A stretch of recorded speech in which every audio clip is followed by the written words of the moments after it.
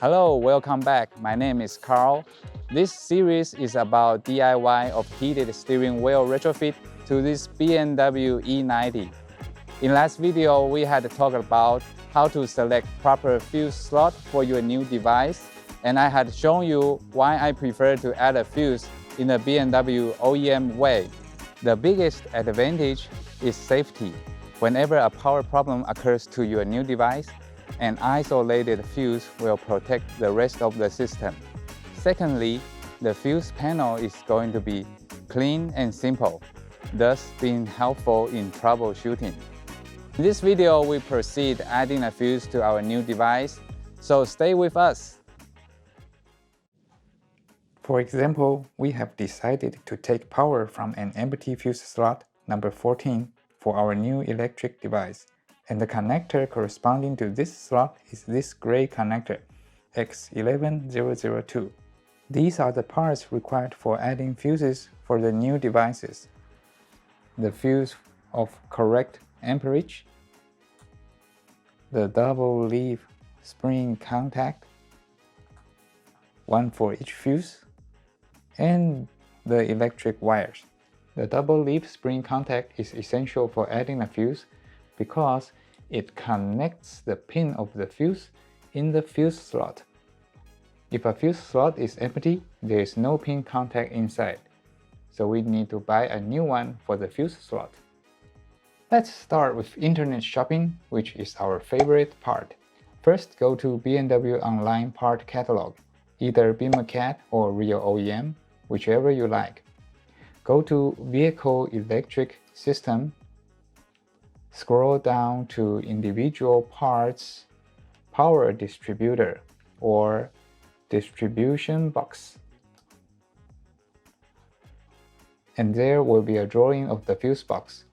Item number 12 corresponds to the connectors on the back of the fuse box. We click on the icon and jump to the part list for the connectors. So this set includes a socket housing that has 15 pins and double leaf spring contacts in the socket housing. The part number on the right is what we use for searching in the parts shop. For example, we need this double leaf spring contact 61131378 Let's copy this part number and Google it. In the image tab of the search result, we can see what the double leaf spring contact looks like, and you can shop from your favorite store like ECS Tuning, eBay, or blah blah blah blah. We can also look these connectors up in ISTA. For example, let's go to Vehicle Management, Troubleshooting, Component Structure, go to Plug-in, Comp Type and Solder Connectors. Connectors from X1 and find X11002. The EBO shows the location of the connector. X11002 is on the top middle of the back of the fuse box. And the drawing of X11002 is shown under X11001. They are the same type and model.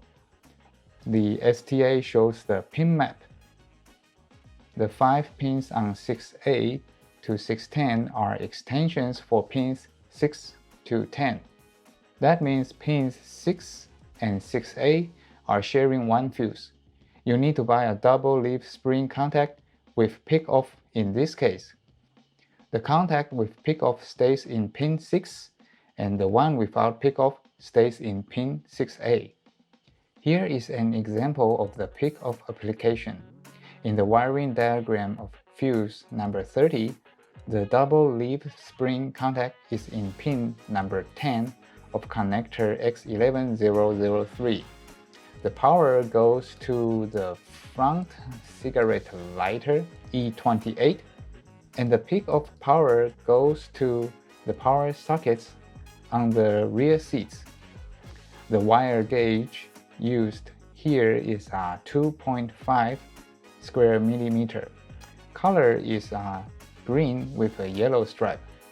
The 1530 mark means the wire is on terminal 15 via fuse number 30. If you need the contact with pickoff for such kind of application, browse in the parts catalog for double leaf spring contact. Look for item number 8, and the part number is on the right. All these contacts have differences in sizes. Large wire gauges are for heavy-duty devices. Be very careful in choosing the contact size for your applications. Read BMW wiring diagram system for the wire gauge and never run high current on small contacts and wires. It is recommended to crimp the contact by yourself because there's a lot of fun in doing this. First, strip the wire about 2.5 millimeters long. Then, place the contact in the crimper jaw of appropriate size. 2.2 millimeters. Place a wire in a barrel.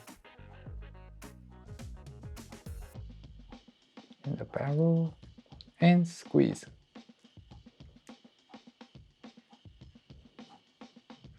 Move the contact and crimp the insulation barrel. Also squeeze. So the power wire of our new device is prepared. Later, we are going to insert this pin into the connector on the back of the fuse box. The wire will run to the new devices on the car. And if you would like to skip the crimp job, you can buy the double leaf spring contact with a cable. That serves the same purpose of adding a new fuse too. This is why we have to remove the cup holders before removing the glove box. Because the glove box is holding the cup holders, so we have to remove the cup holders in advance.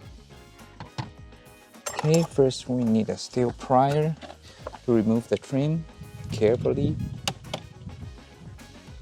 And be careful of the bolts underneath. You don't want to break your trim. Next, the cup holders.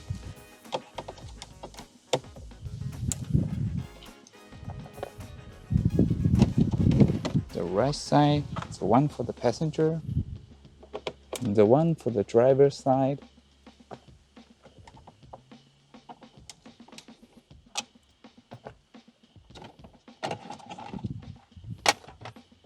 The cup holders are removed, and we are good to remove the glove box.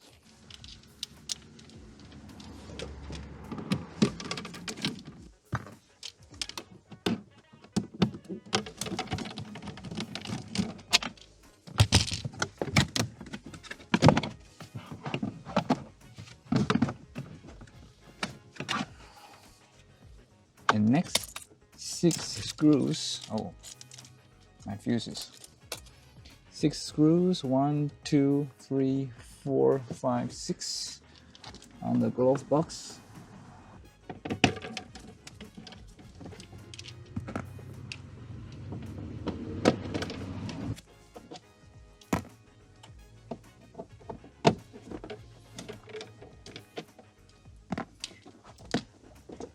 Okay, this position is very difficult for someone who is very tall. So if you have a jack to lift your cars a little bit, like 1 foot or 2 feet, that would be better. I've done this a few times, so I know how painful it is. Okay, screws.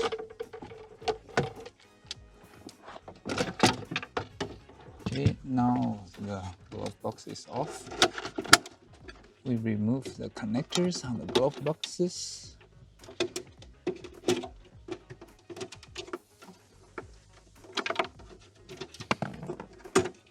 right? And we are done. Let's cut off the power now so we can touch the fuse box. We are going to disconnect the negative battery lead with this 10 millimeter socket.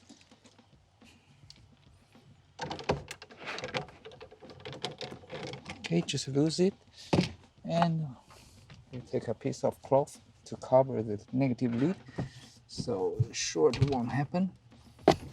Lift, and the power is off. Wrap the lead, and now the car has no power. And now I just realized one stupid thing.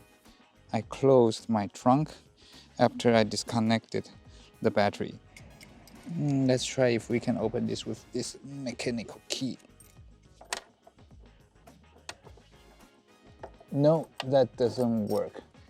But luckily, I have lowered my seat, rear seat, so I think I have to crawl into the trunk and access my battery and reconnect the negative lead to regain power.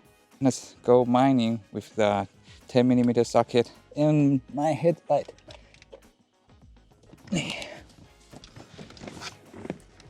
Oh my God. I shouldn't have worked smarter.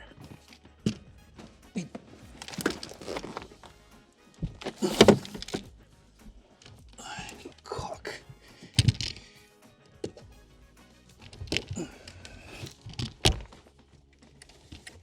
Okay, so just connect the battery lead.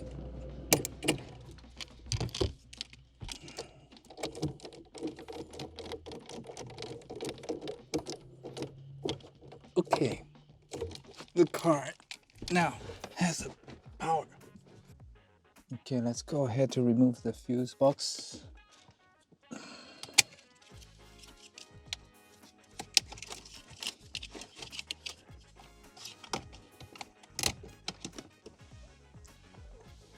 Also this one. There's no places for your hands to go. Be prepared. This is going to be a punishment. Look. But I got off this plug. Okay, now we have 4 screws on the corners to release. Maybe you can see here, 1, 2,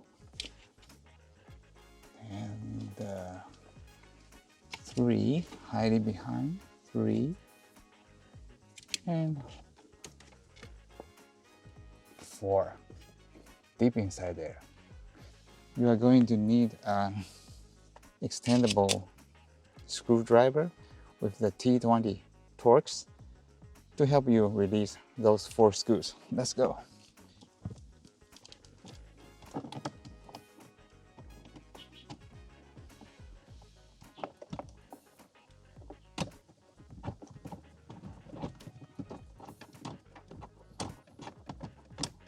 Look at how stupid this thing this is.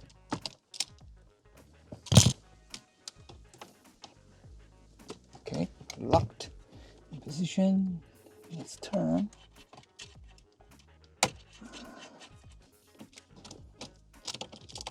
Off you go. So one tip I found for this one is to release the holder screw for the blower, so we can lower the blower a little bit to access the screw on the top left.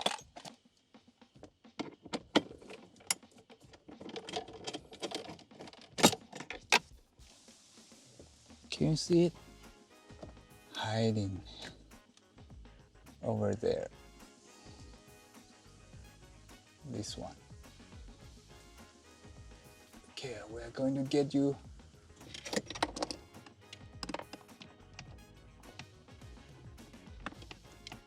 Okay, locked. Okay, release. It's loose. Nice. Okay. The last one to go.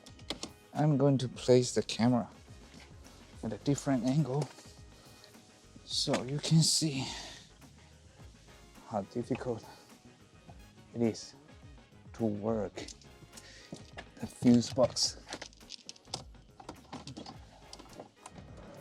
So actually your body is twisted. I can imagine, I can already imagine a very, very tall person is working in this very tiny space. It's like squeezed in the fruit well. Okay, it's loose. Okay, now off the fuse box go. It's down. Okay, you can see a lot of plugs here. These are all output wires to the devices, to the modules on the car. We have confirmed the electric terminal of fuse slot 14 and decided to take power from it. Let's add a fuse here for our new device. The gray socket X11002 is unplugged. Fuse slot 14 corresponds to pin number 4 here. We have prepared a double leaf spring contact on the power wire that goes to the new device. Just insert the contact into the socket All the way down until we hear click. Put it in place and check those fuses are sit back in place. Now add the fuse for the new device to fuse slot 14 and the add a fuse work is done.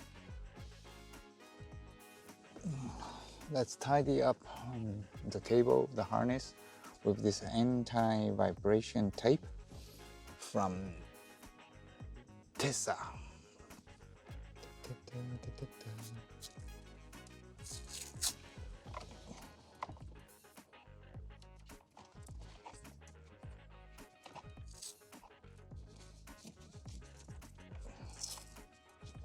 I like these tapes because you don't even need a scissors to cut them.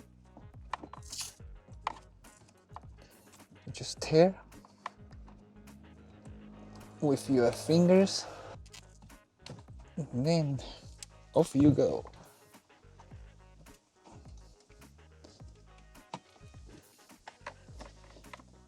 And let's replug this plug.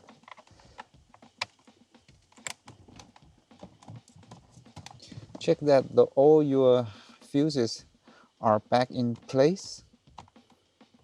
Now, the fuses has been successfully added to your device. After 20 minutes squatting, you really need a nice leg stretch. Let's go ahead to put back the fuse box.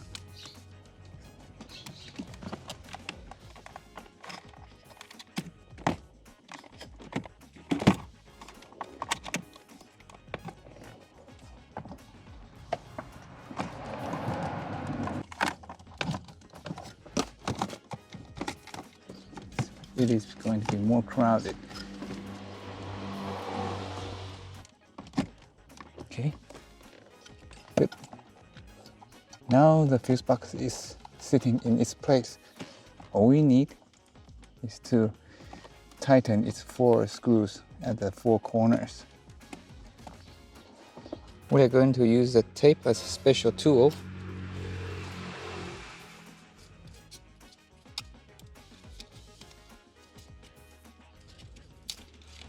You need about 1 inch long and attach the screw in advance. So fix the screw with this tape.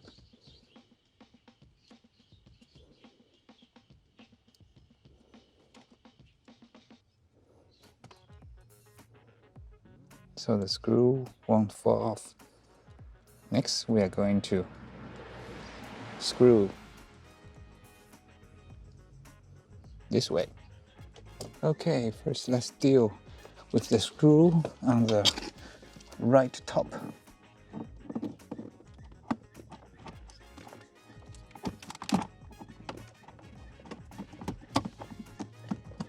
It's all the way in. Okay, lock it because we don't have a chance to tighten it anymore. Okay, and tear. Now the screw is in. We will repeat this for another one.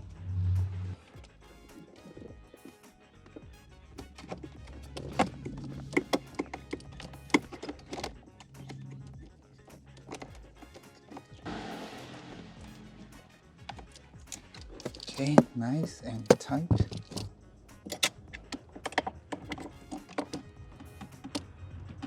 I cannot feel the screw hole.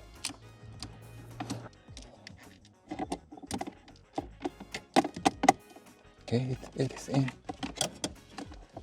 Good. Okay, now the screw is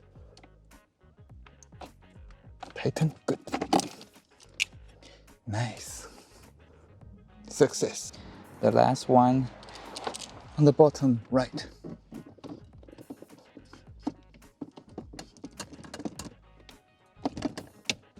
Okay. Success.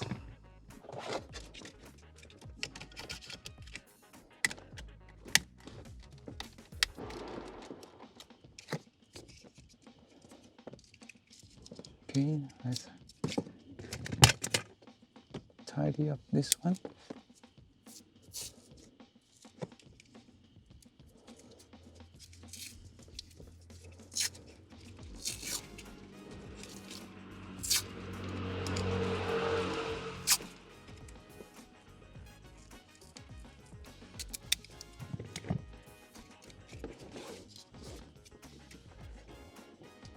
Also here maybe.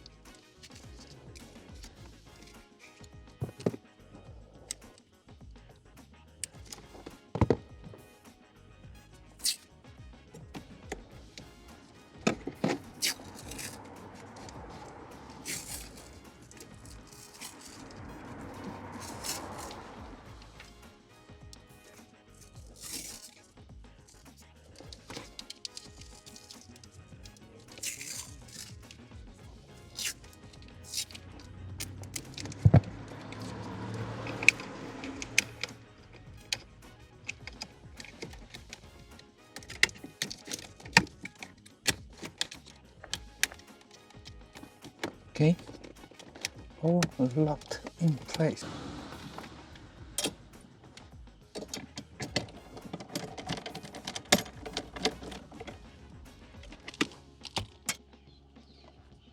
Just look how clean our fuse box is. Now I have 3 devices added to the fuse box. It's still looking good. Alright, before we put the glove box back, I have fixed the tape for this wire.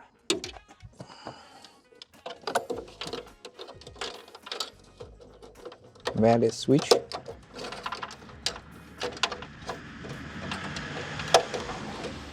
Not very useful in Taiwan.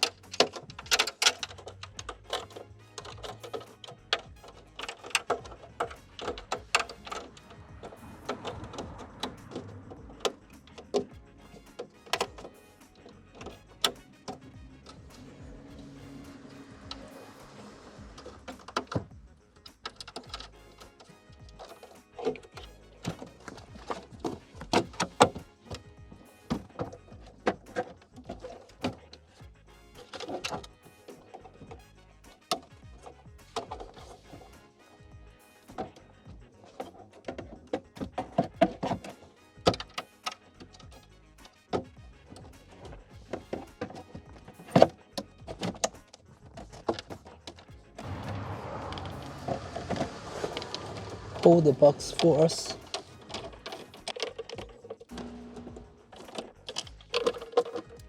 Okay, this right here. The clip is here to reach the bottom of the fuse box.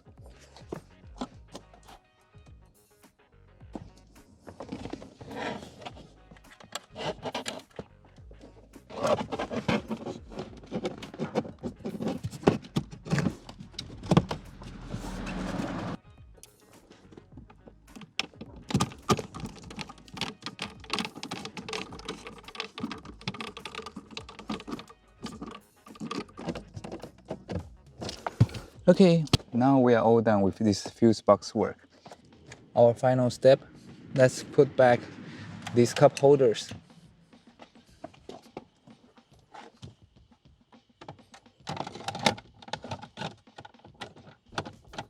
Okay, good.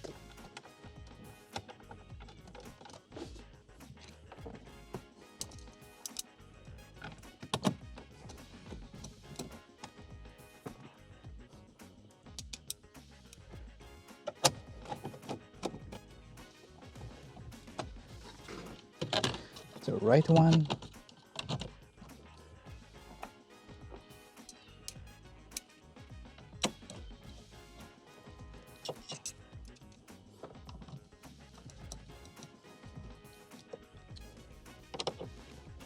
Then the trim goes back in. Be careful not to break.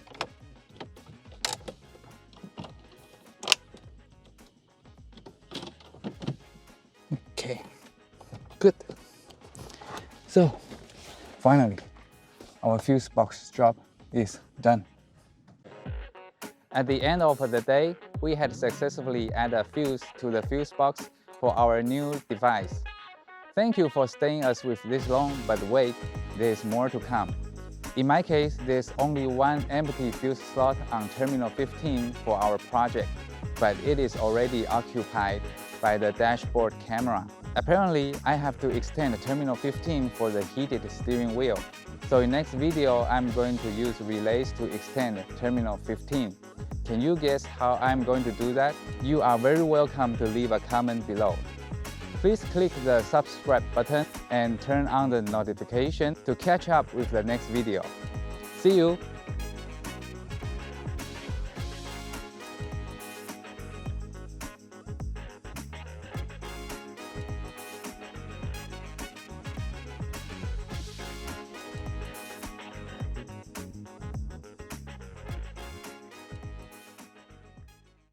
A few moments later. Right, I cannot believe how stupid I am because I have done this twice.